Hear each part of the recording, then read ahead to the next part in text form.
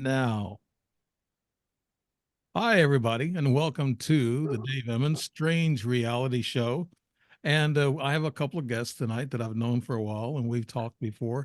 So this should be kind of like fitting into a shoe that fits, whatever you call it, the boots that fit you, whatever. But no, I just wonder because there's a lot of stress out there, and I always talk about this at first. There's a lot of people out there that are talking this and that, disinformation, misinformation. I listen to the internet, and man, my God, I hear all kinds of stories. Like the world's going to end tomorrow, and it's just these people need to stop it. They need to get real. And when it comes to what we want in our world, in our country, I'm not going to get into politics. I'm not going to say one side or the other. And this is for entertainment purposes only, for the platform to know that it's just an opinion of mine. And I'm going to start off by saying there's no politics, no sides, and it's entertainment only. And whoever gives you false information, misleading information, use your common sense and think about it before you go off and judge things. There's a lot of people giving you a lot of different dirt that really annoys me. And I'm on the shows quite a bit, and I do 2 shows a week, but I see these shows that are talking about all this dirt and this crap, and then they up against each party. They're going against that party, this party, and they're talking lies and disinformation. But when it comes to this country, it's whoever gives you or whoever makes you happy. I know that's how I voted in the past. Whatever makes you happy, that's the way it should be. You should leave the politics and the fighting away from other people, and don't discuss the politics and that type of thing. Keep your opinion down low a little bit. But whoever gives you, let's common sense approach to this whole thing that I take. Whoever gives you lower taxes, that's a wish, lower gas prices, lower food prices, and man, does the grocery store cost. I know I go with my wife a lot of times, and we see that lower crime rates, and we need to get a hold of the crime somehow or another. And it doesn't matter what party has to wake up to do it; they just have to do it. We need more border control. We don't need bad people coming into this country. And Europe just had a vote. They voted there. I think there was 2 or 3 countries that voted, and they voted to stop the immigration, to stop the bad people coming into their countries. They're closing their doors, I think, on immigration. So that's what they voted for. That was one of the things they voted for. So that might end up an issue here, but we need to stop that because we can't afford, taking in all these people. We need international peace initiatives. We need to stop Russia and Ukraine fighting. We need to stop Israel and also Hamas fighting. We need to find some solution to stop all this stuff. We need to have women's rights, and I agree with that. And it doesn't matter how you vote. Let's just have women's rights. We need to get that back in. And the abortion thing, I think the states are in charge now. That's a heavy thing for everybody to talk about. But I'm up in the air about that. That's fine with me. Abortion. The states will take care of that. Let's still fight over that. I mean, these are not issues to fight over. Let the states kind of take care of this. I think there's going to be abortions needed as needed. They will have them. They're not taking abortions away from you. Neither party. And that's what I'm looking at. And a lot of people might argue with me about that, but that's a big issue. But abortions will not be outlawed, and less corruption in D.C. with the politicians and big business. We need less corruption. We have enough corruption by the deep state, the elites that runs this world. And I think my 2 guests will agree with that there's somebody else that's pulling the puppet strings on our politicians. My guest tonight on A Strange Reality, I'll start with Deborah West. She's an investigative journalist and a very fine one, as Michael, my other guest here, he has said, and she doesn't want to stand up to that, but I'm sure she is. She just wants to back away and do her own thing now, but that's great. But that talent's going to stay with you, Deb. But she's an investigative journalist with a diverse background, spanning articles on NASA's Mars rover, the Hubble Space Telescope, and integrative healthcare and sustainable energy. Currently explores cosmic culture, ancient civilizations, wisdom, and disclosure, co-authoring Idiot's Guide to Disclosure. Wow, we need to talk about that, Deb. She delves into the humanity's origins and extraterrestrial life. Her notable work on the Dead Sea Scrolls and historical religious text inaccuracies was featured in Austin All Natural, November 2012 edition. As the publicist for an ex-congressman, she promotes a platform addressing disillusionment with politics and the prospect of a new party. We just mentioned it. A board member of the National Safety and newspaper columnist, she spearheads various projects. Previously, she was established and directed a she directed Nano Scientific magazine covering nanotechnologies, applications in energy, medicine, and space. Well, you know quite a bit about this stuff then. And the energy thing, the energy bills have gone up. I'm going to have to holler at my wife and tell her to put some ice cubes in front of the fan to save the energy. No, just joking, just joking. And Deborah, she holds a degree from the University of Illinois, oh, my home state, in business, and has studied international business at DePaul University. So I got some smart ones on the show tonight. Okay, now the other guest, Michael or Hathaway, what a character. He's a great guy, but he's an outgoing guy, and I really like talking to him. And he graduated from the Boston Conservatory of Music and was a high school band director for 30 years. And he lives in Mountain Reflection Hypnosis Center. He has that in Madison, New Hampshire, and specializes in helping people of all ages identify and develop their talents in hypnotherapy. He is a board certified fellow in the National Guild of Hypnotists and instructor of their certification course. In Lives, the Everything Hypnosis book, and Everything Lucid Dreaming book. Oh, I love that too. It's time to simplify your soul's code, and there is a sacred space inside each of them. They can find peace and different perspective of life situations. His podcast, and also they do have a podcast together. Together, Deb and Michael host a radio show called The Lost Knowledge on Revolution Radio Studio A at 3 p.m. Central Time, and a YouTube channel called Making Fifth Dimension Your Reality. What a long list of things to do, and I'm glad. And Deb, we're just really old. For openers, we out of time yet? No, but for openers, Deb, you have something to do while I change hats here. I'm off of my patriotic deal, and I'm back on the hat again. Oh, gotcha. Okay, so tonight I think we're going to talk about hybrids. Okay. Hybrids on the planet, currently on the planet, right? Yes. Yeah. So I'll just brief you on this. We talked about it earlier, but I just got back from Contact in the Desert. It was their 10th year anniversary in Palm Springs at the Indian Wells. Really big event this year. Lots of Hollywood people there. There was a Hollywood disclosure group. There was a lady there from the ET movie, the mother from the ET movie, Steven Spielberg, a long time ago. Yeah. And she was there showing her film. So Craig showed his film on ET races that I referred you to earlier. Yeah. So it was just the scientific community was there in full. Russell Targ, the famous remote viewer. Right. Are you talking about Craig Cabasio? Yes. Yeah. I got a matter of fact, got some paperwork on him. We're talking about doing a show. Yeah. So I watched his film. It's can I ask you something, Deb? It's kind of strange that this lady who played in that movie with Steven Spielberg, that now she's doing her own UFO movie or study. Isn't that kind of strange? I mean, does Spielberg know more than what he's telling us? Probably. Yeah. You could ask Michael. I don't know. I mean, I watched Spielberg's family movie, and it seems as if his I think it was called oh gosh, I'm sorry, Stephen. Anyway, it was a really great movie. It was his mother's maiden name, and it really defined how he came to be a cameraman. Somebody had handed him a camera, and he was always trying to look at things from a different perspective. Right. So I think he has the ability to see things that others can't, and then he puts them to film. That's what I think. Okay.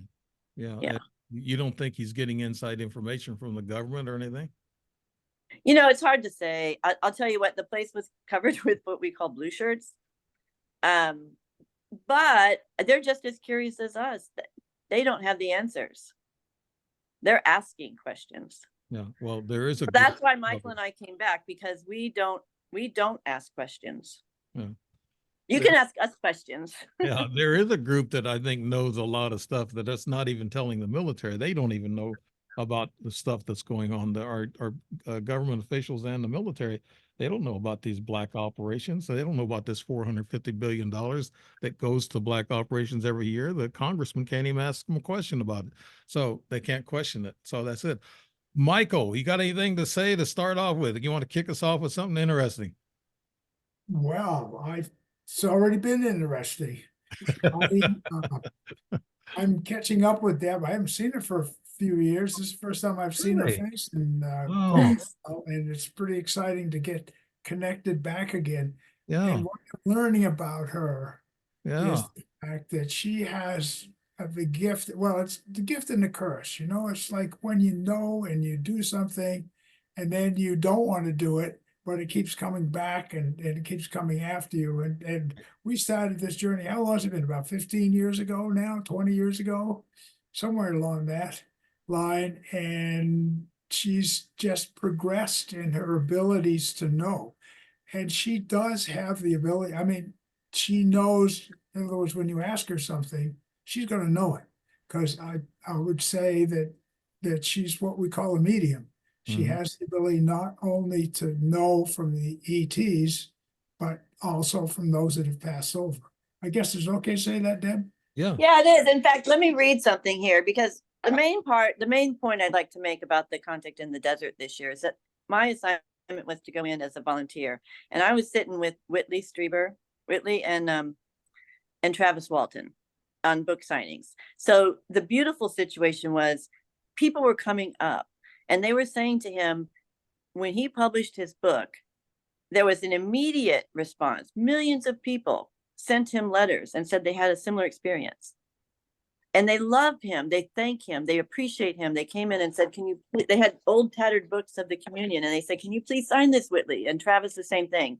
The tables were packed with people that had had some kind of experience similar to this, unknowingly. Not they didn't ask for it. It was not requested, or the permission was never granted. And the reason it's interesting to me, and probably to Michael and maybe you, Dave, is that we know that in other realms, in the cosmos, except for Earth right now, this would never happen. Mm-hmm. This would never happen. So we have to eliminate anything above the fourth dimension. The fourth dimension hasn't reached the level of love that it requires to understand the sanctity of life. And life is the most precious thing in the universe. So how do we reach or try to reach that level then? Okay, we talked about this at the conference. So we can't get to the fourth dimension. We can see the fourth dimension. We haven't, there's a gentleman who, oh gosh, I don't have his name. I'm sorry, but takes me back to life and death, though. I mean, our bodies die and then our souls go to another dimension, right? And what dimension do we go to then? If we can't you choose. I see. Yeah. And your soul is weighed at the point of decision making. So you're trying to get to 51%. It's that easy. You don't have to be all good or all bad. You don't have to get to, and this crossing is the easiest one for us. It feels heavy, but it's the least amount of work. Right. So let me read you something from Ann Strieber, because it's important, and you just mentioned it. This is the forward to a book called The Afterlife Revolution, which Whitley and Ann wrote together after she passed. Yeah, they literally wrote it together. I want to remind people that you know Whitley Strieber, and you just give me his phone number, and I was anxious to have him on the show. You said something about bringing him on, but we didn't have an email, and I said, "Oh darn it, Chucks, he's my idol. You know, I love him. You know, so he's a UFO, a frontiersman, really." Yeah. I'm sorry to interrupt you, but I just had to. Well, see here, this is from Ann, and it says, mankind is a species divided not so much between the sexes, but between the living and what we are called the dead, It isn't natural and it isn't necessary. We can become whole. So during ascension, we become whole. When we go to the fifth dimension from the fourth, we're leaving the age of Pisces and entering the age of Aquarius from the zodiac. The age of Aquarius is the age of pure love. Mm-hmm. There dimensions go much higher than that, up to 13 maybe or more, but we don't even know. But definitely from 4 to 5, we know what's happening. We know exactly astronomically. We can see to the fourth, but not the fifth. The gentleman is going to create some more software, hopefully, to see the fifth. But the fifth dimension, where it exists, we call it Shambhala in some ancient texts, but where it exists, there's celestials, there's Pleiadians, there's Andromedans, there's grays, there's tall grays. I mean, if you choose to evolve to a higher dimension of love, the doors are open. Wow. Mhm. We do. But don't you want to talk about hybrids? Yeah, we're going to, but you want to bring that up. But Michael, you were going to add to that? Sorry. Well, I was just going to add on that quest for love.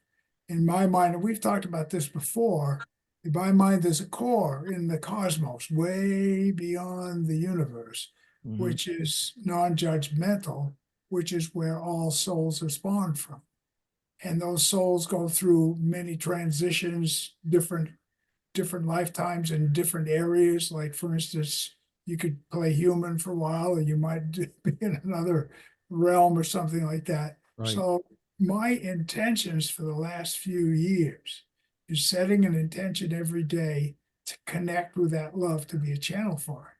So I just reach out. I I just send out that sense that I'm like, there's a little cord, there's like a line that comes down that connects me. So I'm never alone. So if I am always connected to that love, then I'm trusting that I'm going to channel what it is that's right and good for the next thing. Just as for this show, whatever comes out of my mouth, hopefully is something that's positive that people can use, but I may not have a clue what it means. Yeah. Well, that's what you do. You search out people with, you get in this hypnosis thing, and then you pick Yeah, out. I'm on call for the cosmos. Yeah. Okay. So whatever comes along, Dave, they find him.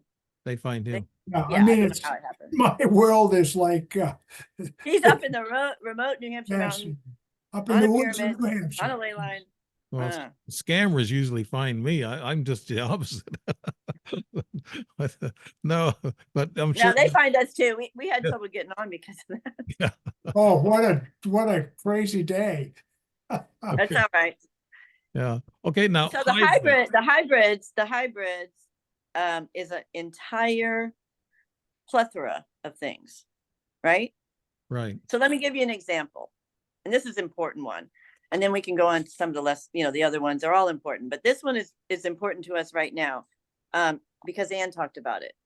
The white moths are here, and the white spirit animals are really important right now. And the white moths represent the scientists, the astronauts, the seekers, the knowers. They all know every species of every existence within our universe, because they may be the dead. They may be crossed over. They may be ascended masters for all we know, but they're of a higher dimension, and they are here now to support us. So the light force is stronger than ever. And we want to tell the light workers, now is the time to banish your light sword. We've been waiting. This is the call. The white doves are singing. That's what I call it. Okay. So can you visualize these things? Oh, wait, white moss. Wait, sorry. Right. Yes, white moss. Okay. They're little caterpillars. You can see them now on the grounds and everywhere. Moss. Yeah. We see a lot of cicadas here. They are also Are singing. you spelling it MOTH or MOSS? White moss, like this picture. Oh, it's a moth. M-O-T. Okay. Yeah. Yeah, gotcha. And right now, they're in a caterpillar form. They're very furry. If you look around, you'll see them. They're pure white. And the other white spirit animals are here. The lions, the whales, the zebras with no stripes. I mean, the white animals, I'm not a Native American, but we've talked to many. Artie Six Killer Clark, for one, who went all over the world, all over the South America. The stories that come from South America are quite different than what we hear here. Yeah, I The know. stories from Russia are different. The propaganda in the media has been shut down in this country for so long, it's pathetic. Right. And I heard from a couple of my buddies, Mark McNabb and Rob Freeman, who've traveled to Central America, Peru, and Nicaragua. Matter of fact, they live in Costa Rica. One of them does, and so they know that they see things nightly down there, and people see this stuff so much they're used to it. So let me say this: they never lost touch, and they're in communion with those that coexist. It's not just them. We are the only ones left. We in America are being, because we have an intellect, we're intelligent, and we share information. We're being confused more than anybody else. The chaos here is imperative to the success of whoever's trying to get control. Oh, that's been thousands and thousands of years. History is not what we think it is. It's there's a lot of wrong history we've been fed, and Yeah, the best person to talk to about that is Sam Osmanagich of the Bosnian pyramids, Mhm. because he's a Mayan timekeeper. And also Stephanie South from the Law of Time, because she worked with Jose Aguirres on cosmic time. We're on Gregorian time here, so we don't even have the right biorhythms to see what's here. It's all a deliberate attempt to camouflage what's happening with the media that you see every day, the TikTok, yeah, all of it. It's nonsense. We don't, yeah. That's why I was talking about the disinformation, misinformation. it's not disinformation. It's deliberate. It's deliberate. Well, the white that's the little furry critters you were talking about. You were telling me earlier about the furry critters, Deb. Okay, we can talk about that for a second. There's a group here right now in Pennsylvania called the Furries. Furry. And I met one. I Oh, met one at Contact in the Desert. Yeah. Yeah, They I dress saw. up. They dress up as cats, like tigers or different kinds of felines. And they're in Pennsylvania, and I've just uncovered this, so I haven't researched it well enough to really go any further.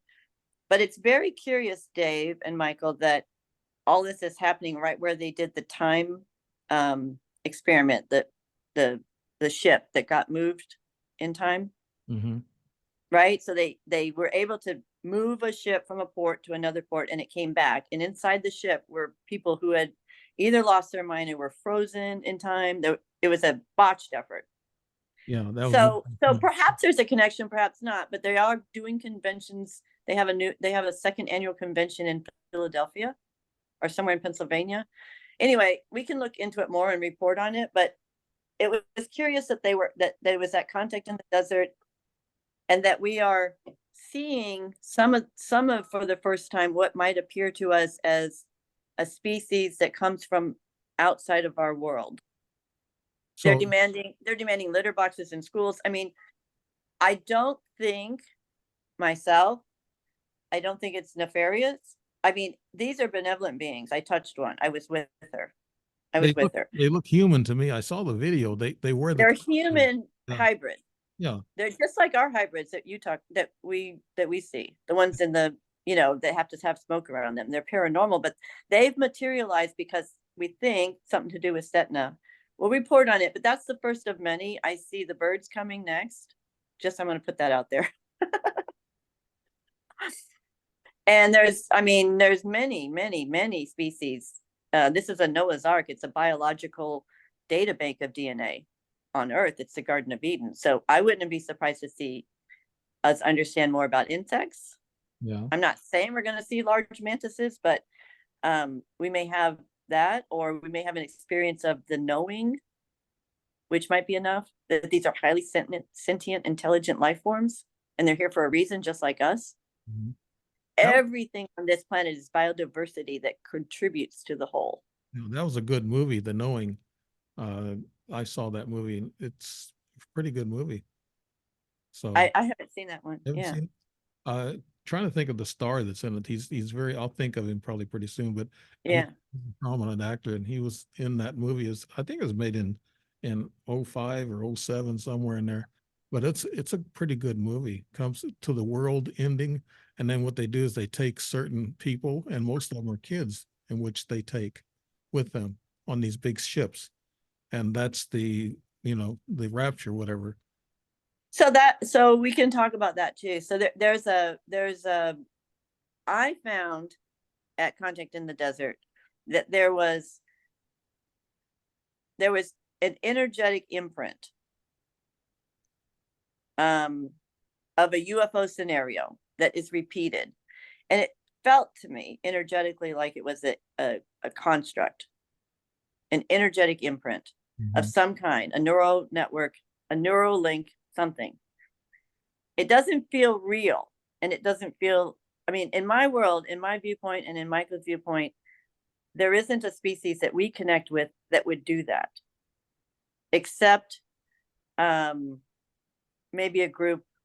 I would maybe refer to them as something like soul snatchers. Okay. And they're not invited. They're not supposed to be here.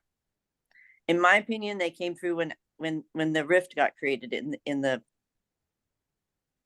our atmosphere. Would they be called demons if they're soul snatchers? If you want to, yeah, you can call them that. I think we're calling them interdimensionals. Yeah. In media. I Yeah. had a psychiatrist, Dr. Gallagher, Princeton psychiatrist, and he does a lot of work with possessions, and he works with the Vatican actually, and he was talking about demons and angels. You can remove demons very simply from yourself. Yeah. It's not difficult. They're sad creatures. When you're full of love and light, they can't even hold on. Yeah. That's so, you know, if you want a demon, carry around, I don't care. I mean, maybe he'll help you fight at whatever you're fighting, but the point is, everything is a choice now for each individual soul. Everything. Ascension is a personal choice, and we have to make 51%. And we have 36 years. That's spiritual currency. That's what I call it sometimes, you know, when I think that somebody mentioned there's 3 levels that you go to. The first level is a person who's just usually the normal, typical type person who just works every day and they're after just, I guess, gold. They're after, you know, fine things in life, and they go after the riches, and they're kind of in a way selfish in a way. So they don't get the big choice of the others. The second type is more of a spiritual type person who's kind, giving, and they don't care too much about the big riches and the valuables in life. And then the third type is the a total spiritual person who just, it's going to go wherever they want to anyway. So I heard that, and it made sense to me, the different. It does make sense, and you have to add the fact that at any point you can change.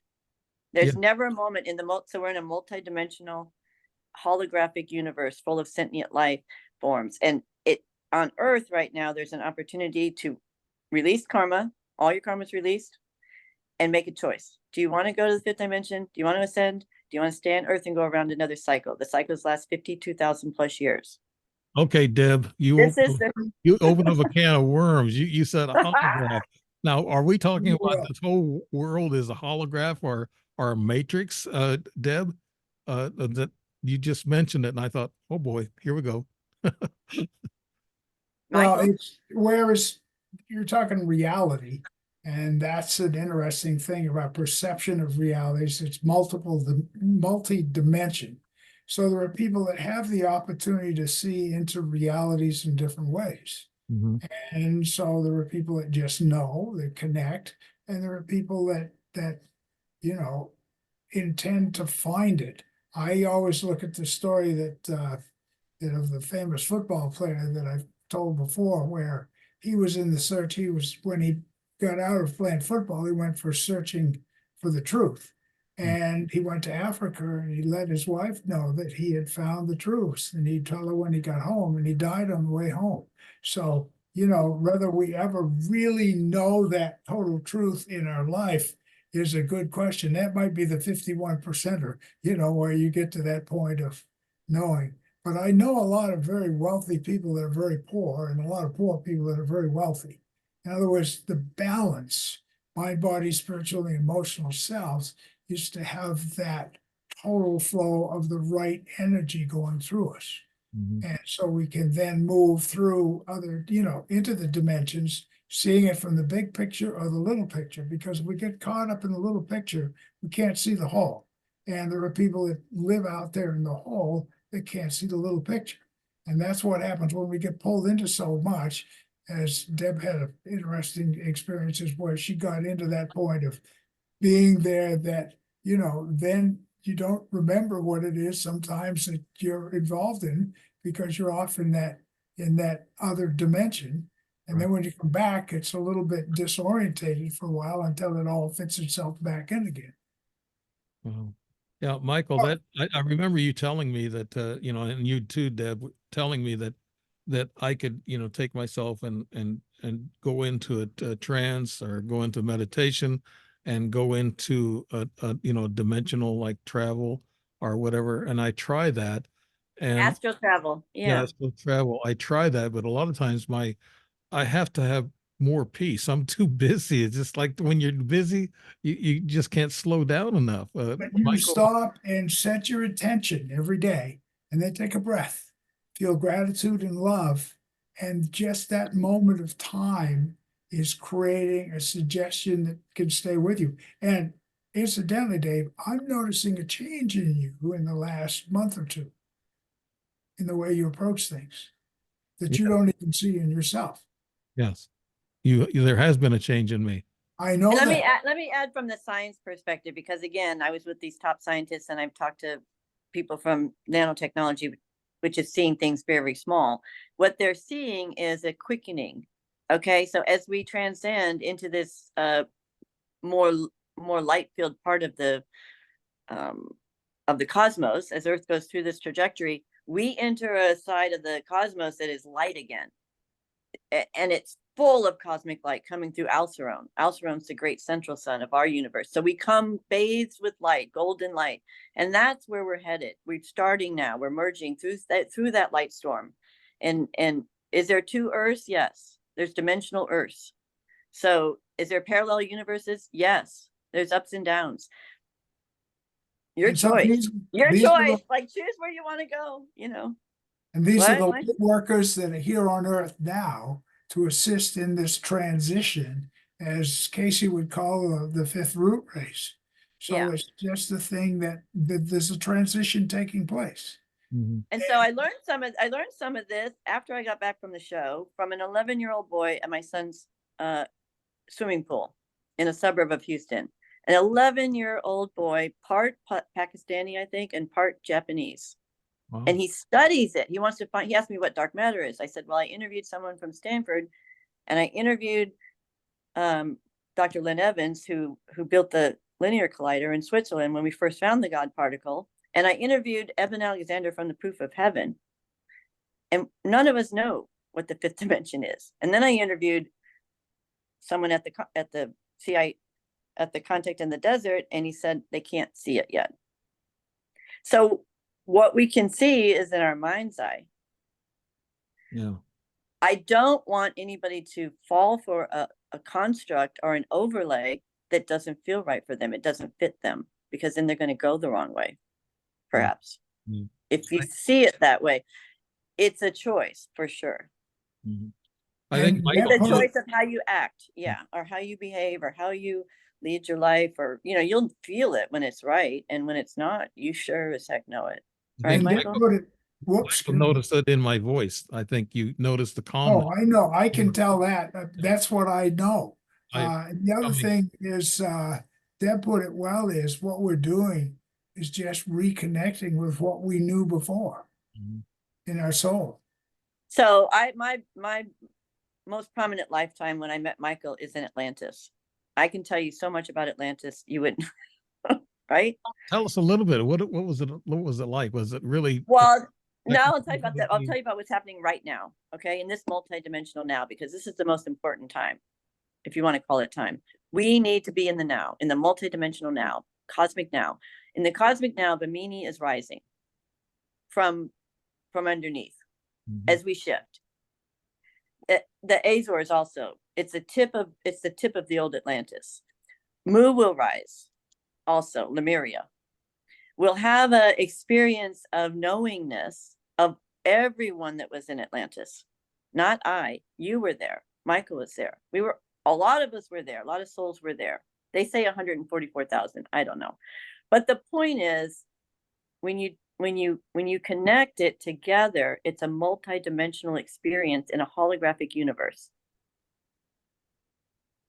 Okay. Are we part of a matrix then? I'll get deeper on that holograph. Are we part of a matrix? We are part of a holographic universe. I don't use the word matrix. And we are being subjected to false imprints. Mm-hmm. Well, I took a red pill a while ago. That was for pain in the back. I mean, No, there's not a lot really. of constructs. There's a lot of constructs. There's Yeah. a lot of personal ideas on what this all could mean. And the ones that are demonic or negative are in somebody's maybe some realm, but it's not in the realm we see. So it feels false to me. You see? Good people or kind people can throw off the demons, the bad, evil energy. But what happens to the people who can't throw it off? Do they end up being criminals or murderers or whatever, Deb or Michael, whatever one want? No, they don't. No. They might commit a crime or something, but the karma can go. Everybody in the prisons, everybody can go to it. I mean, I'm not that religious, but you can always come back. You're never gone. You're never left. Yeah. You're never demon. You're never evil. You're never bad. We're all perfect. So there's no hell. No, there's an underworld where you choose which way to go. Okay. You don't have to stay there, though. Is that underworld controlled by the reptilian aliens? No. I wrote a sci-fi book on that. I'm all wrong. I got to rewrite it. No, if it's on Earth, if it's on 3D Earth, it is. Yeah. Okay. It may be. Maybe that's what you see on 3D Earth. But 3D Earth is not going to exist. We're moving to 4D. We're already there, and we're going to go on to 5th. It's a transit through it's a Mayan calendar transit. You can read about it in the Sitchin books. Maybe. Yeah, Nibiru coming through the orbit. It's a well-known astrological ascension path for Earth and for other evolving planets. Yeah. Psychiatrist told me, he said, you're one of 3. You're either a religious person, and he was a Catholic, and he told me to go back and be a Catholic. I'm not sure I want to do that. And he asked me, what are you? I said, I'm a spiritualist. I said, there you go. I'm not a, when you teach spiritualism, Michael, you might know a little bit about this too, but if you teach spiritualism and you live spiritualism, then that's a different type of spiritualism. I'm a spiritual person. I'm not a spiritualist. Let's separate those two words. And the other one is a religious person. And he said that the Roman Catholic Church can remove demons from people from possession. And you're saying that we can do that on our own, actually. Well, most people need help, but it's not the Catholics that can do it. They're not that good at it. Yeah. You need to go to someone like Michael or someone who studied it. I mean, you have to be really careful. We have a priest in the new Catholic dimension. There's the new religion they call the New Catholic, and he's not only a priest in that, but he's among other things a monk and professional wrestler. But anyways, he can or is trained in demonic. So if I have any questions, I say my choice is not to go in that direction, but to have I've referenced if somebody that has a worry about it, then I'll have him contact him. And have you seen a possession of a person, Michael? I saw a kid one time that had something. I mean, that it was almost like there was another spirit that came into him. I don't know whether you walk in sometimes, but this kid was he was off on his own world. I mean, he was not positive. I mean, particularly with but that was. Yeah, but listen, wait. If you were born right now on this earth with warring factions all over the planet and people ruining the habitat for each other and for all the species, including the whales and dolphins who balance the harmonic frequency on the planet during ascension, and you knew that it was an important time because they're so highly intelligent that these indigo kids come in this, and you know that, Michael. So the level of cortisol and the stress they're enduring invites demons. So these little kids that can play a masterful piano or sing at 4 and 5 years old these are gifted, and these are indigo children, all of them? Yeah, the whole generation is. And their souls are so connected to their past that when you research it, you probably find where they had a creative element before that's just natural. So to them, the reality is they have a different sense of reality at that age. As let's talk about hybrids at the center, Michael, that come to the meetings. Yeah, there we go. Night. I was going to ask about There's hybrid, a lot of them, because they're integrated. Their DNA is already activated. Yeah. They have an integrated multidimensional reality, and they know what they're here to do, and they connect with the species. So they might connect with the dolphin species from Sirius B. Yeah, they're full of love and light and joy. You tell them about the different hybrids, and he lives very near the Betty and Barney Hill event, and so there's a lot of energies there. There's a lot of gray aliens, if you want to call them. There's a lot of, well, you tell them about it, Michael. Well, we have a mountain. We talked about that before, but a mountain is probably got a very ancient history. And where you are on top, there's actually a portal that connects you to ley lines. And I believe that there were spirits that could journey, souls before it could come to this location. And where we look out, it's like a pyramid, and that's the point of the pyramid there. And we know that someone researched the ley line from that particular element that went right through Stonehenge and right through a major convergence in the ocean and right on into Beirut. And so seeing things and knowing things, and what's revealed so far is that it's got quite an ancient history to it. And there's a mountain that looks like a perfect pyramid off at one side of that triangle that has weird things, energies that are amazing. There's a UFO landing on the top. Yeah, they have. I sat on that bench many times waiting for it, but maybe next time. Yeah, got a ticket punched and ready to go, but your bottle of scotch or whatever whiskey, yeah. Well, I bet if you slept up there, if you had the nerve to sleep up there, you'd probably see him. Maybe next time I will, but the point is, we have this all. I would not be surprised that you probably will really, yeah. Anyways, she has the ability to travel, and but I won't. Yeah, I'll tell you another funny story. I went to Minnesota to see some Pleiadians, and they connected a portal from there to Uluru. And that portal is now open, and the Arcturians at the show told us that they energetically connected the capstones on the pyramids. So even though we can't see it because we're moving fast into the new dimensions, we'll see it soon. But that's cool information. And those are hybrids. They're on Earth, but they have Arcturian DNA. Okay. Now you mentioned Pleiadians, Arcturians. Now, let's talk about, I know when I mention hybrids, a lot of people, they say, what do you mean by hybrids? Could you break down the different hybrids or the different calibers of hybrids? We're all three of us are. Yeah. Yeah, we'll start with each other.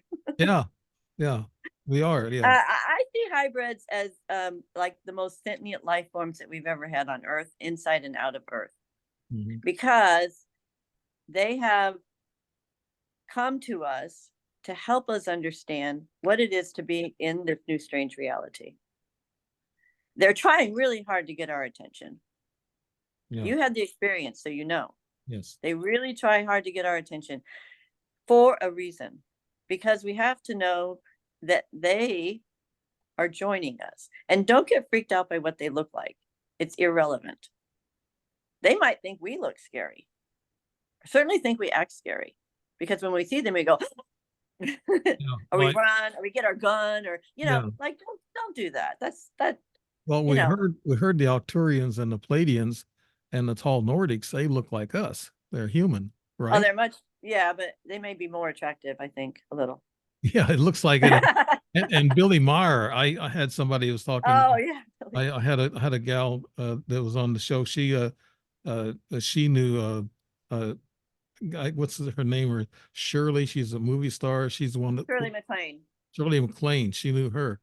And Poor Shirley MacLaine. I mean, literally came out and got debunked and ridiculed. I don't know what she said, but this is why people don't like coming forward with information. well, she belongs Right. to that Hollywood group, the Hollywood UFO group, I disclosure. don't believe in stereotype like the Hollywood group, because I saw a lot of Hollywood people that were energetically very high up, I guess. Their energy was extremely high, and they were a little bit hidden, like you couldn't see them unless you looked really close. But they were hybrids. I met a hybrid Pleiadian that could touch me on my shoulders with such hot hands, and I immediately jolted. And it was when I was kind of freaking out a little bit because of some of the things I was hearing. Whitley saw his hybrid appear to him smoking cigarettes to show him. And at the time, it didn't make sense. Why is there something behind in the woods that's unusual looking? You pull it in and you look at this and you say, I know what this is. Yeah. This is my child. This happened to me, and I have a child, and he's calling me. He's here. Yay, he's here. Well, the two that I think I've had that come and visited me back in 2011, I don't think they're here on Earth. They might be under, in an underground base or something under the ocean, but I don't know. But you mentioned hot hands.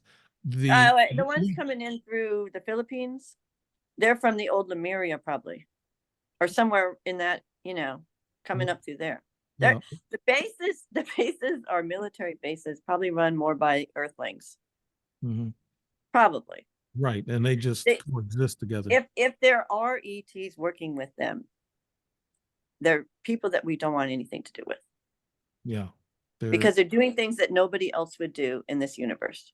Unless you want to go dark, don't give that attention. Don't give that energy. Like it doesn't mean you don't have to know what it is. Yeah. It's just it's something in our past, like slavery, that we have to make amends for, in my mind. The ET that I ran into in 2010, her hands were very hot. And you said the hand was hot that touched you. Now, are these hybrid? It wasn't just hot, though. It was more than hot, right? Yeah. It was warm, but it did something. It was a neuro something. This was above fever pitch, I called it. Yeah, it was very hot, but it also, it's like they report in the abduction scenarios. It makes you calm down. Yeah. Immediately. But it wasn't enough to put me out. She just calmed me down, and it was beautiful. And I had seen her at the Skywatch, but I didn't know her name. I mean, she just walked up behind me. They're very kind. I mean, don't get freaked out by how they look or them showing up, or, they're in bad. Let me throw another thing at you, which a friend of mine sent to me recently, was the people who've gone through traumatic experiences, near-death experiences. It's like they have, we call a twin, but there's like the shadow being that exists around us. In other words, that there's another being that exists that people don't see. That and he asked me, have you ever heard of it? And I said, well, I've experienced that ever since my accident, where people tell me they see an element with me. So I know firsthand that there's something there. I can't explain where it came from or what it is, but there's something that's there with me. And a lot of people have the same thing. Yeah. I've actually had a body double that a couple of people saw, and they said that that body double was there before I got there. This is at a dealership, and it was at a hotel where I stayed in San Antonio. And the double followed this gal in the Walmart that night, and I went to bed about 10 o'clock because I scraped up my leg and fell out of my car in New Mexico. So I was treating it, and I took some Advil, and I went out to sleep. I was sleeping at 10:30, and then she said she saw me at 11:30 or midnight at the Walmart, and I said, no, you didn't.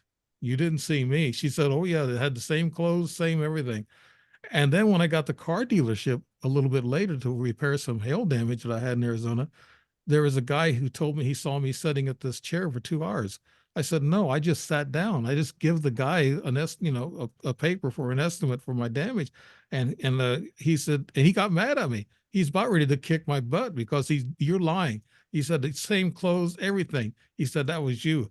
I said, no, sir. So you talk about body doubles. Yes. I almost got my butt kicked because of it. That's strange. But again, this is a strange world. Yes, it is. It's stranger now than it was 2010 or 2011 when I think what you're talking about is what we see in that show that's out called Stranger Things. Yeah. Yeah, the up and down. Mhm. Something like that. Yeah. Parallel lives. Yeah.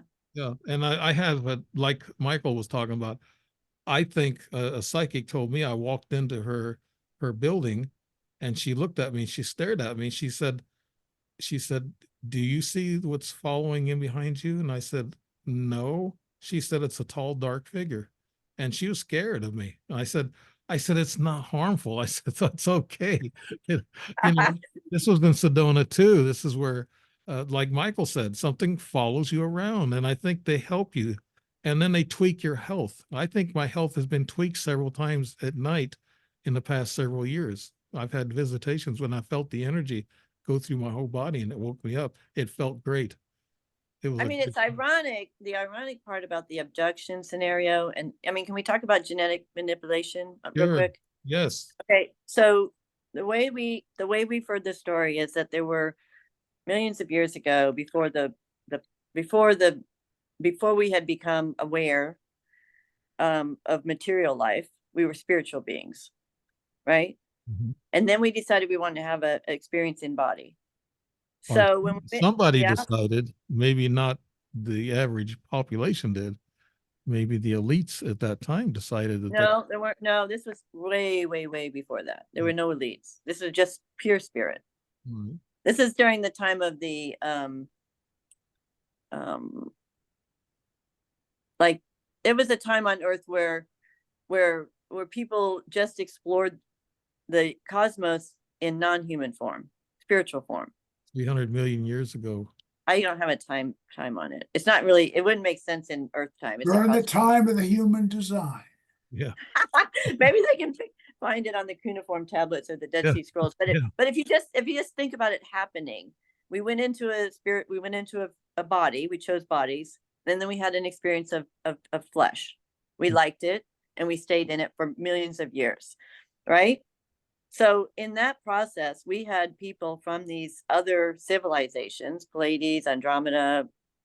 The main ones here during that time were Sirius, Arcturus, and Lyra.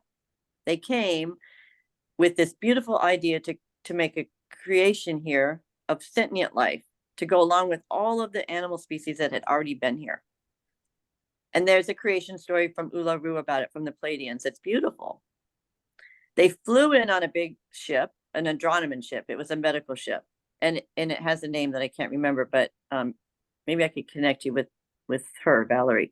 So they flew on this Andromedan ship, and they were shot down by reptilians who were already here splicing DNA and making genetic. This is not something new. We know how to do it already. I mean, if you just look at the news, we could do it with a goat a few years ago. So we've advanced it. But the point is, the creator race kind of got sidetracked because they had all their scientists, all of their biochemists, all of their most highly regarded to come to do it right. They wanted this race to be divine and fit this divine kingdom.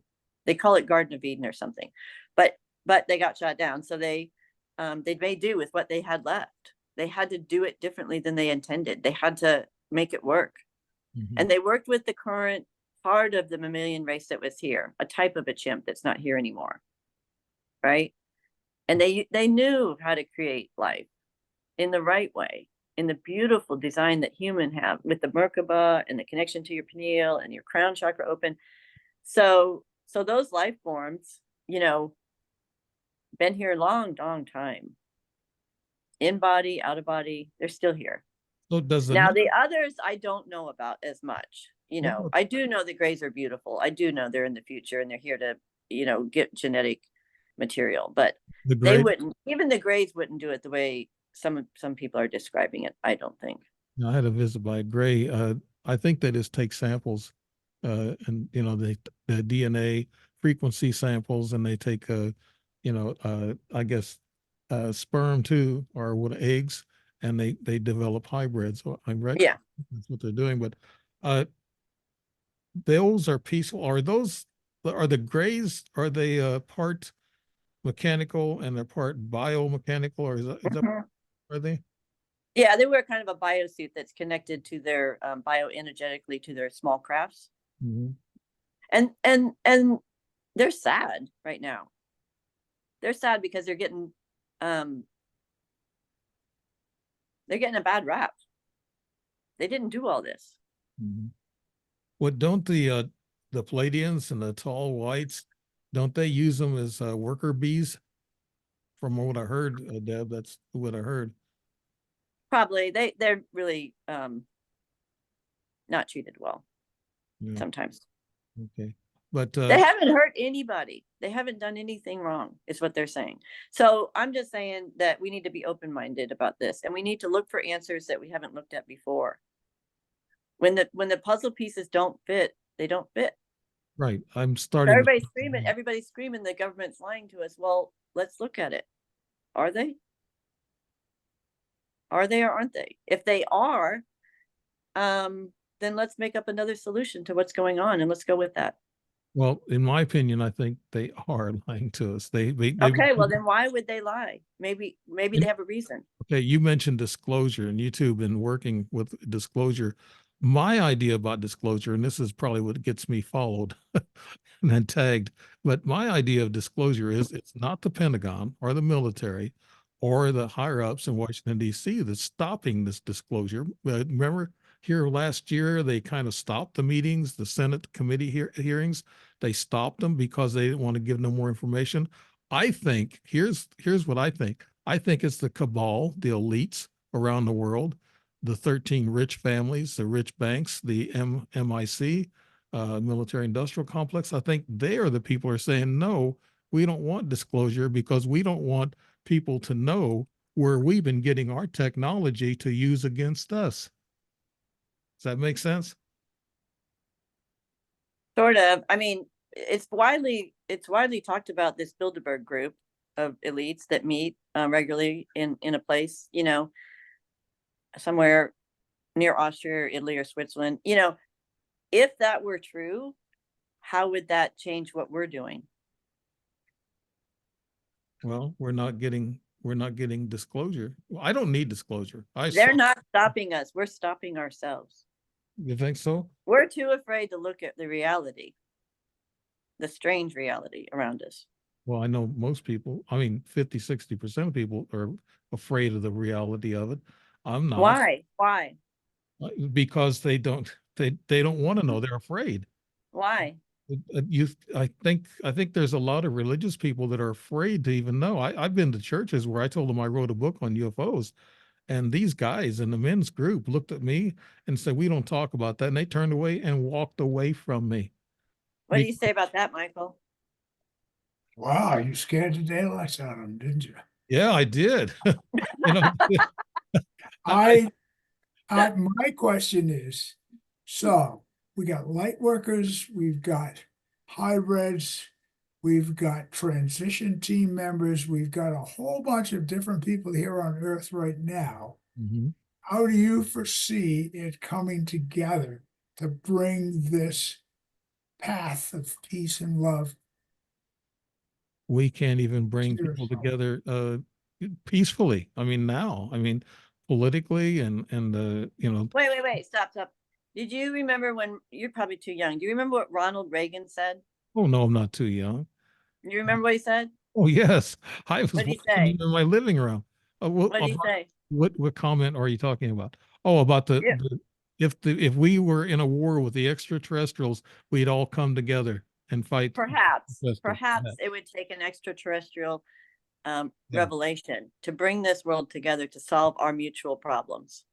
And he knew because he saw 2 UFOs. Actually saw them. Reagan did. There isn't a president in office that hasn't seen them. Yeah, I know. But there's a lot of them that seen dead bodies too. I mean, Christopher Columbus saw them.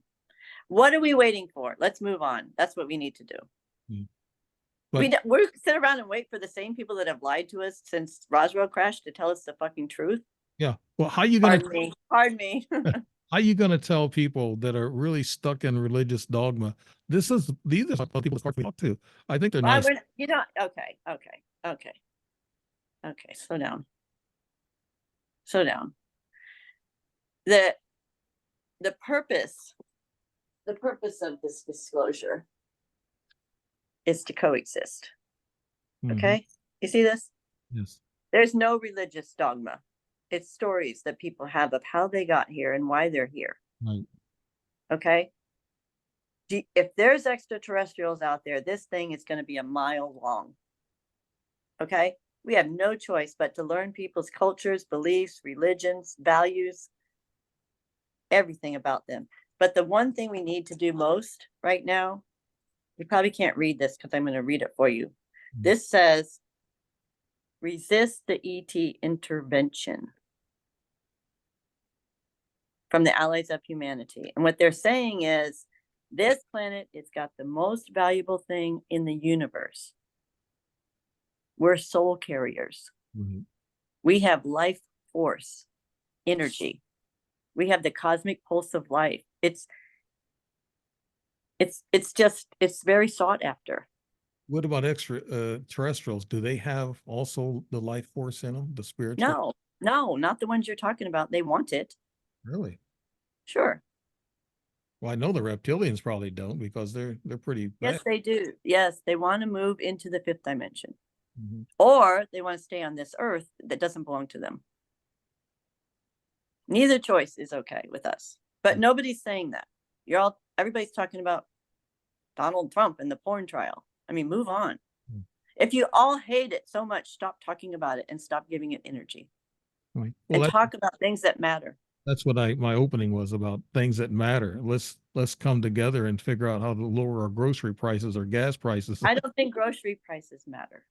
Well, I know, but they do to us sustaining our human bodies. I mean, yeah, they do. But at the end of your list, there were things that I thought had a higher priority, I should say. It was in reverse order. Because what really matters is saving the planet, saving our biodiversity, stopping the slow destruction of every species on the planet. And the resources that are being taken. It's happening right under our eyes. Less corruption, I think, is the last thing on my list of less corruption with the leaders. Let's say instead of less corruption, let's say more transparency. Yeah. Nature's Go ahead, Michael. Go ahead. Nature's certainly providing the opportunity for people to come together with all of the, the way things are ramping up weather-wise and the conditions, and how communities are really in need of other people coming in to help and assist. You've had quite a time in Texas, haven't you? Yeah. Deb? Yeah, you had quite a time in Texas. She was traveling for a minute. That's okay. Come back. What are you talking about, Texas? I was talking and you just went off and left us. No, I'm sorry. Yeah, and I'm sorry for getting so serious, but I do consider this a very serious time in history, and I do consider the opportunity to take on your assignment as the most urgent matter on the planet. All of the light workers are here now. They're here live or not live. I don't know what it all means, but we have a spiritual life force that is stronger than anything else out there. If we combine it, if we all combine it, it's stronger than anything they can do. They're not that powerful. Right. Whoever they are. And love and gratitude and joy and that intention every day to live. We mean them no harm, none. And we want to just we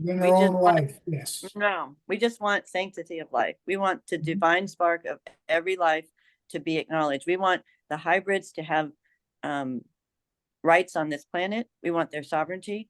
We want all of them, whether they were made by government or by ETs, because it was a mistake. We want them all to get acknowledged, at least. That's what we want. And if you talk about DNA manipulation, and I might refer to a wife at this, it's usually better, but they said, well, if the wife will say, well, you were DNA manipulated, you were part jackass. My husband tells me that I used to be a duck in a My past wife life. would never say that. She'd never say that. She never talks about DNA manipulation anyway. But I'm just saying. We go back and look at the Egyptian drawings, and they were half animal and half, human. Where'd that come from? Was that DNA manipulation what they were doing back then? That's a good question. Yeah. You want to ask? You want to ask one of them? I don't have anybody right here to talk to. I know Moth, that. Moth, who wrote the Emerald Tablets. He has a bird head. Yeah. He wrote the Emerald Tablets, which are still revered in the spiritual world because they tell the Emerald Tablets really help us understand ourselves, is what he said. So messengers like that, Hermes, I mean, they tell us what they told us already. We just won't listen. And it's frustrating. I wrote that story in my Angels and Supernatural Entities about Osiris. And Osiris was a pharaoh who developed a monotheistic religion. And wasn't he a robot or some kind of biomechanical being? Pharaohs were celestials. Yeah, but they had royal blood. They had DNA from ancestry that is powerful. Yeah, in the spiritual world. Isis had to go around and pick him up because his brother killed him and cut him up and spread him all over the Egypt, and his wife. That's a metaphor for what happened. So she was able then to recreate him through the DNA manipulation. It's through spiritual alchemy. It's not a big deal. Okay, so it wasn't a mechanical ET. She created a child from his DNA, so to speak, who went on to lead. When you look at the stories in a new way, they're not that weird. They're not that strange. Yeah. So the Egyptians had the ability of DNA manipulation, I guess, thousands of years ago, because I guess no more. If you Earth time, more than thousands. Yeah, our timelines are not. They're so wrong. Yeah, I mean, Sam Osmanagich can tell you what time it is. Yeah. Time is now, right? Time is now. Yeah. But it's just like in the past, we don't really know what happened or when Noah's Ark happened. All right, you want to talk about that? So Noah's Ark is a DNA metaphor for a data bank of biological life forms in our section of the universe. The star systems represent DNA life all throughout the system that we live in. Okay. And it comes here because it was designated as a place for evolving souls. Okay. Earth. That is the purpose. The Earth evolves into a place where people can leave and go. Okay. Who's take a station. Who's giving you information? I don't know. They're getting mixed up right now. Tell them the law of one, Michael. Yeah. I want to take a station break. I'm going to say Dave Emmons, Strange Reality. My guest is Deb West and Michael Hathaway. And we've been talking for about an hour, and we're going to continue on talking. And Michael, you were going to say something before I interrupted with a little station break. I was? Okay. I'm not sure what it was. Gone now. He wasn't going to call me all washed up, were you? No, I just whatever comes out at the moment. So okay, we was talking about Noah's Ark, and Deb was talking. He asked me who I was talking to, and I'm watching Deb's eyes, and it was from Enoch. Okay, but stop asking. See, she knows this stuff. Really knows it. That's what I'm trying to say, and so she's verifying that to me by her physiology when I know that she's connecting. I know, I notice it too. Her eyes will go to the right and she'll be looking up or whatever. You're talking to these entities, right, Deb? As we talk? You are. I am? Yes, you're talking to Deb. Yeah. You're the one asking questions. Okay. No, I thought this is not okay. We'll talk about it. This is not unusual. This is just what everybody has access to. All right. Okay. What is the end result to our human race with this DNA and with the extraterrestrials being involved, are they going to save us someday? Deb or Michael, whatever? No. Michael, take that one. Yeah. Are Well, the ETs gonna save us? Yeah. I believe that this group of maybe all together is here on Earth at the moment as a transition team to help us move back into the ways that we've forgotten or lost, and to bring the planet up to a higher level of vibration. Mhm. Okay, and that's what we're talking about, hybrids who walk amongst us. Then you're talking about the Pleiadians that you meet, Arcturians that you meet. Now, do they? Syrians are really a good tribe to talk to. Yeah. And these people are at, and you talk to them, and you go to them, and you have these little talks together. They must do they? No. They're everywhere. I mean, you could talk to them. They're everywhere. They're in plain sight. They're The hybrid. talking. I met a hybrid the other day who works as a spiritual healer. He's from Arcturus, and he's on LinkedIn. He just is here to help. You know, he's not unusual. Do they know they're hybrids? Yes. Yes.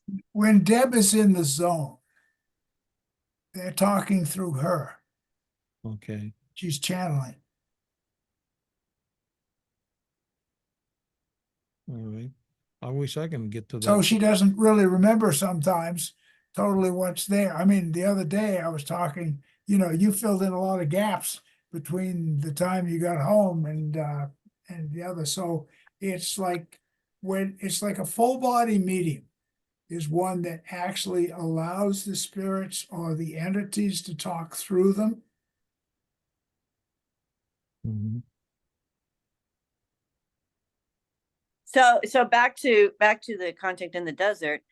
The message from that place is these white spirit animals. Yeah, the white caterpillars, the moths. They're here to message to us. They're here to support us. They're here to be on the transition team because the now time is so important. And they either didn't get heard enough or they have new information. They're, it's like another squad to add to the team. So who were the speaker that was talking about this white moth thing, Deb? Was there the speaker there at the convention? Yeah, Whitley. Whitley Strieber. Oh, okay. So Whitley and his wife made a deal it's in the book, The Afterlife Revolution. They made a deal that when she passed away, she knew she was passing. This is Anne. She's beautiful. When she passed, it was a very, very sad time. And they made a way to communicate with each other that would be impossible to deny. This isn't the first case of this happening. We've interviewed Dr. Medhas, who talked to her son, and Eben Alexander, the neurosurgeon. This is very commonplace. Mm-hmm. Well, we talk to those on the other side all the time.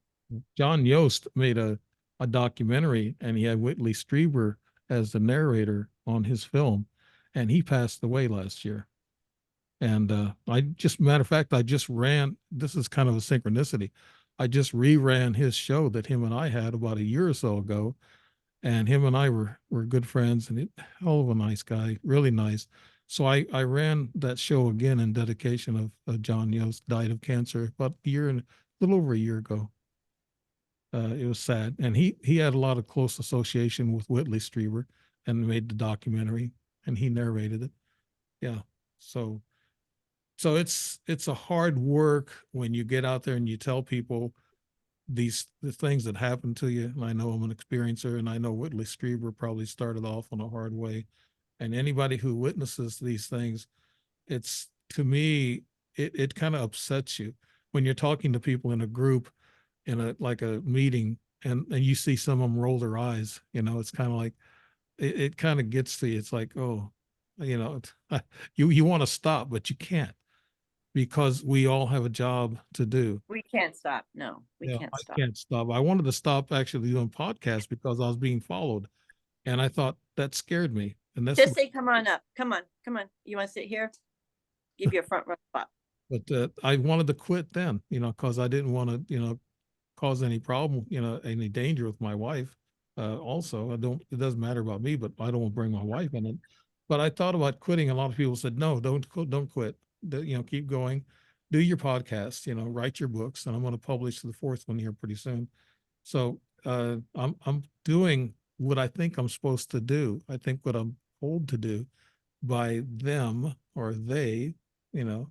So is that what you think too, Deb, and Michael, that we're actually told what to do and keep doing what we're doing? Well, I think there's a team that goes with us, and resistances of things that don't go the way we think we should are working in our favor rather than against us. In other words, I just believe that that plan is set out for me to follow. I may not know what it is, but that's why I say every day I'm on call for the cosmos. So this day went totally around in circles, that's for sure, but that's all right. There's a reason for it, so.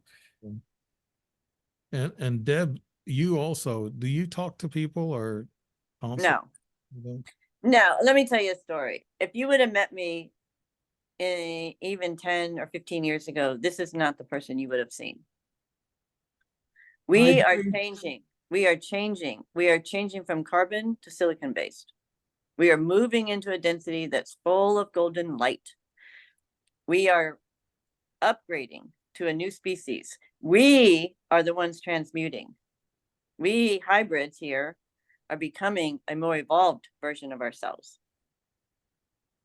We have longevity, we look younger. It's not me, it's almost, the numbers are almost there. Actually, we're so close. Yeah. The law of one was channeled by Carla Ruckert, who passed, and I interviewed her twice. Michael and I did. We were lucky enough to talk with her and Jim and Dawn. And this transmission is the most transmission that we've received yet. It's from Ra, a six-dimensional social memory complex. Mm-hmm. Their service to Earth has been continuing on through every cycle of humanity, and they're trying to help us understand the law of one, which means myself is the same as any other self. We are all one. If I look in the mirror, that's my other self. Maybe it's a shadow, but it's still part of the one. Mm-hmm. Everything around us is interconnected into the one. We are unified in the one. When we go to the new Earth, we will have that. We will have that, and it'll be a love frequency. So I invite everybody to look into this information, maybe find something that resonates with you. If you're not already, in your light body, work really hard to get there and move into this with the grace and pride and dignity that it was intended for. Don't fall into the trap. Are we going to do this? Are we going to cross over in another dimension by ourselves? I mean, one at a time. Are we going to have a world cataclysm that's going to destroy all of us? Deb, Michael? I'm deferring to Deb.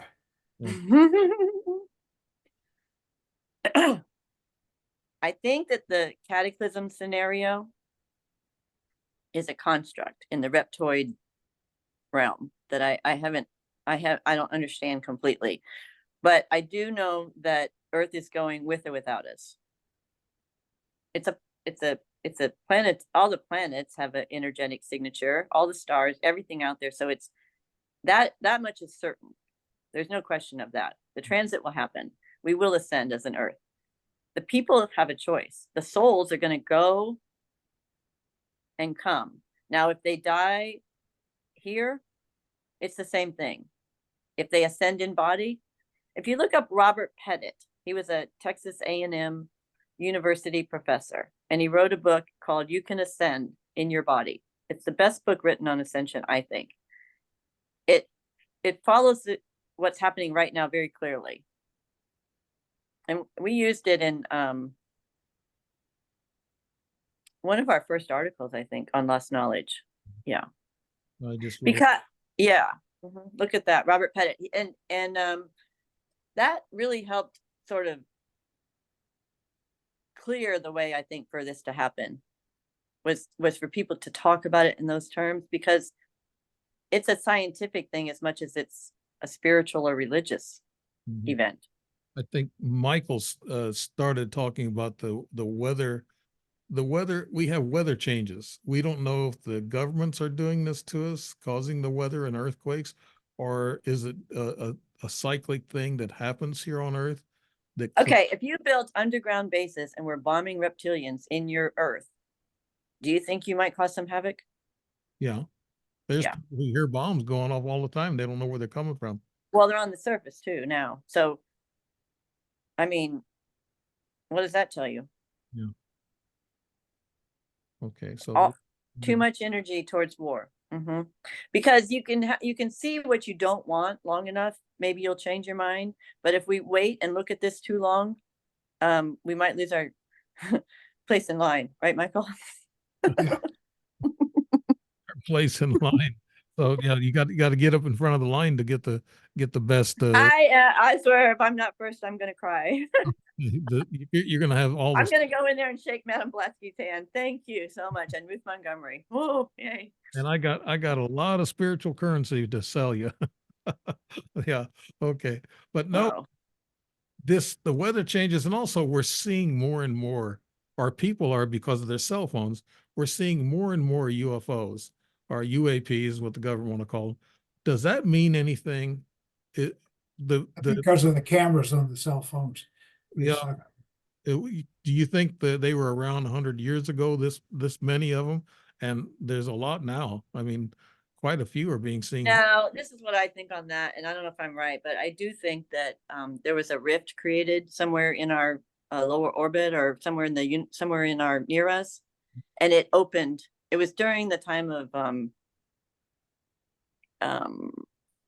I don't want to say his name, but Aleister Crowley and L. Ron Hubbard. Right. They were experimenting. There was a rift made, and that created an opening. So this wasn't supposed to really go this way, but this opening allowed for more involvement. Well, a couple of weeks ago, the Vatican and the Pope actually opened up the conversation, and he had a team of people who were looking into this. And he actually told us that we're going to see more supernatural things. We're going to be seeing things that are supernatural. And well, isn't that nice for the Pope to inform us what's going on? Yeah, Thank you. See more, UFOs. And the whole team was talking about it. I didn't listen to the whole team, but he come out and opened up the meeting with saying that we're going to be seeing all these super. Well, they ought to see them because they have the largest observatory on the planet in the Vatican. Yeah, there's a Mars jump place in LA where you can jump to Mars. It's on 666 Street, something like that. I don't know. I don't really like to talk about this stuff too much, but yeah, I mean, open your eyes, everybody. And like, if you're out there doing UFO podcasts, I mean, stop talking about the things that are going on around you, because it's just a facade. It's a cover. It's a smoke screen. It's so obvious. Yeah, I have a lot of people send me stuff, and it's kind of like I'm an experiencer, and I've seen these things, and I believe what's going on, and I know what's going on around me about these topics of UFOs and ETs. But a lot of people are still trying to discover. So they're looking at all these little stories and these memes and these pictures and things of that nature. A lot of them are. So that's all being replaced now by Web 3.0. So you won't see a lot of that. I mean, in the future, I don't think. I think you'll see more of what we're talking about. Web 3.0. I don't know what it's called now, but something like that. It'll be cleaned up. It'll be cleaned up. We're not going to go with that narrative anymore. Okay. Doesn't make sense. It's too convoluted. Yeah. I mean, it's up to us. We're being tasked with this. We're not going to get help. unless they try to shoot off nuclear weapons, like when Robert Salas reported they shut them down. That's the only intervention we're going to see, Okay. I think. My opinions here, please. I mean, you know, I'll interview some scientists about some more of this scientifically so that we can get, you know, information that makes sense to scientific people and to everyone out there. Because if you need answers before you start your job here, find them. Don't keep looking. Go to it. Stop being a, you know, I know you have to look and understand, but you know, we can't just be doing. We can't just do stuff that, like, you know, every day anymore. We got to be active in our assignments. Okay. We're moving up on the hour and a half segment here. So in closing, Michael, is there anything you want to close off with and what you want to talk about? What's at the top of your mind, Michael? Top of my mind is the excitement of getting back into doing a Lost Knowledge show, which Okay. is going to be quite enjoyable. And also to watch your transition. That's what I'm taking in here. You're already evolving, Yeah, I you believe know. I believe so. And I have people tell me, and you know, left and right, nice, good people that are light workers. And those are the people that are easier to talk to and understand what's going on. And what I do the podcast, not for me basically to find out a lot of information, but to get information from guests like yourselves to give to other people out there that don't have the understanding yet. So it's kind of an enlightening thing I'm trying to do for people. So having you on and trying to explain some of these things to them, in which I do know somewhat of what you're talking about, but I need to get this to the people who don't know what's going on. So And Deb is a great resource. Yeah. Dave, we really value you on the team for sure. And like I told you earlier, you were selected. It's not random. You don't have a choice. Yeah. No, you can't say no. So keep evolving. Yeah, I'll keep evolving. Maybe I'll grow more arms or more legs. But Deb, in closing, Deb West, tell us, you know, you're in closing what you would like to say, and then tell us how we can find out about your work and that type of thing. Yeah, so thank you for having us on, and we really appreciate it. We really are excited about coming back. We did Lost Knowledge starting in 2012, I think, for a number of years, interviewing scientists, and we invited everyone from the cosmos that had an energy that related to ours and beyond, you know. And we encourage everybody to open their hearts and their minds to what we're experiencing in the universe as simple as how the children see it, you know, because that's what's here. That's what's here. That's what we're seeing. That's what I'm seeing. So, you know, look around in a new way, maybe. And yeah, and you know, we want people to join. We want light workers to wake up a little bit more. If they got a little bit tired, it seems like a long haul, you know. We're all tired, but let's do it, you know. Let's become that transition team together. Yeah. Your podcast, that's a podcast, right? Radio show, or is it just radio audio? It's audio only. We just went back with the same one that we started with a long time ago. And incidentally, Laura Magdalene Eisenhower and Dr. Dream were on the station we were on. I think, was it an hour before us or something like that, Michael? I'm not sure. They were on the air with us, and Carol Rosin was on a sister network, and we just all had a blast. We talked to everybody. You know, Edgar Mitchell talked to us in the flesh before he passed. And you know, the point is that we should all enjoy this, and it shouldn't be so. We should not be in fear. We should be in love, because we're going to a place that's full of love. So it's funny, yeah. Laura Eisenhower, I wrote her, and then she wrote me back. She said, "How long a show is?" And I told her, and then I went back to answer her, and she blocked me. That's weird. It is. Do you think it's weird that they're blocking the person that came here to balance Earth energies during ascension? The magical Earth Mother? Well, she blocked me. I don't know what you're The getting. one that they tried to get to jump to Mars and form a new planet Oh, is that of people? Laura? That's her. That's her. And the one that disclosed to Italy what her, I don't know, what General Eisenhower, who met with the Pope right after World War II, what he was up to? Oh, okay. The treaty with the Greys. I mean, she's on a rough ride right now. And I call out to her, Laura, please come back. Please come and help. We need you. Mm-hmm. So maybe that's why she just dropped me, because she didn't want to do no shows. Maybe is that maybe it wasn't that. Let's just keep open-minded and call out to her in our thoughts and prayers. Okay. All right, good. And the podcast that you're going to be on is going to be once a week at 3 p.m. Central Time.